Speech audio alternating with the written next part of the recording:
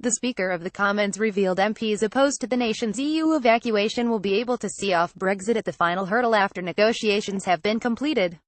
While the nation boldly chose to leave the 27-nation superstate on June 23, 2016, the referendum was not legally binding, and MPs are not forced to vote along with the will of the people.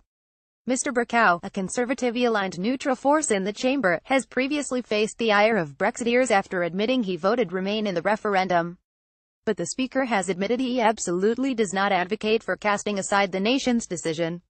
The Speaker has admitted he absolutely does not advocate for casting aside the nation's decision. He said, of course, members of parliament are subject to pressures from their parties, whips' offices, and possibly their parties in their constituencies, but ultimately they decide how they vote. Most of them do indeed decide how they vote, and they, of course, recognize they may well have to take the consequences of that vote. Of course, in the light of the referendum, there are actors on the stage who are very strongly supportive of Brexit who will tend to say, the absolute responsibility now of members of parliament is simply to vote this through, but that is an opinion rather than a constitutional fact. The Speaker expects MPs to get a chance to vote on the final deal negotiated between David Davis and Michel Barnier, and has claimed this is when Remainer politicians will strike.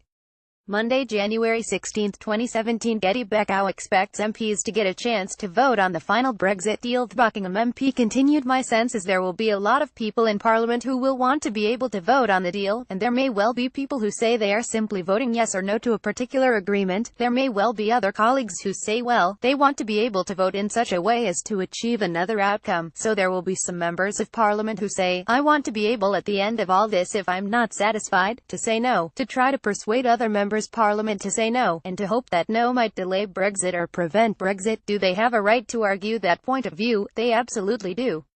Am I advocating that point of view? Absolutely not. Getty. Mr. Bercow revealed MPs could vote for the nation to remain in the bloc Friday, February 17, 2017. It can be stopped, if the British people decide that. Having seen what it means, the pain-gain analysis doesn't stack up. He added that while he believes the referendum was not a glorified opinion poll, Parliament can do what Parliament wants when it comes to the final decision.